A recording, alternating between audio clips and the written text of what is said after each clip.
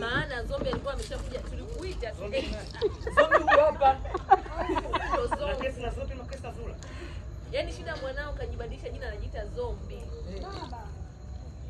Bodyguard. Mwana shida gani? Huyu mwanangu anaitwa Zula. Sawa, mwanao anaitwa Zula. Sasa kesi iliyopo hapa ya Zula. Ya Zula. Tulimwambia aje na mzazi wake kama alivyokupigia simu. Sasa akaja na baba yake huyu hapa. Wewe. Mbona hapo na alikuja na mzazi. Lakini mtoto kwanza kuniambia kwa babangu anakuelezea. Nakuelezea.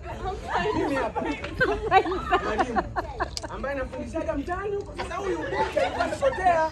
Kama ungwana. Huyu alikuwa kama ni wauni haki ya Mungu tena mamangu tena. Alikuwa kama na wauni nimemtetea huyu. Mimi simjui. Kanijui. Mimi hajaniacha nimemsindikiza.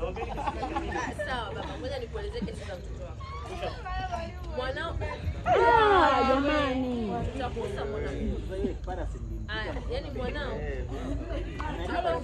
Yaani sio jamani, gender is sensitive. Matokeo yake anapata sio kama ripoti wako unazipata. Unakosa kupata maelekezo. Mwanao anakuja sisi. Kaja na huyu baba yake. Wewe. Katukana hapo. Mwanao katukana mimi. Wewe. Hii kabeleti yangu, ikulu yangu kwa matatizo. I'm fine, thank you. Huyu ndo alikuja kama baba. Useme mimi msaada, nimetoa msaada, sio kama baba. Mbona sio kuelewa? Mimi nimetaka msaada. Yake na maisha. Maliza tu Zula.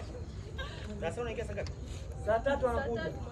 Kesho saa 12 utakuwa darasani. Mwalimu.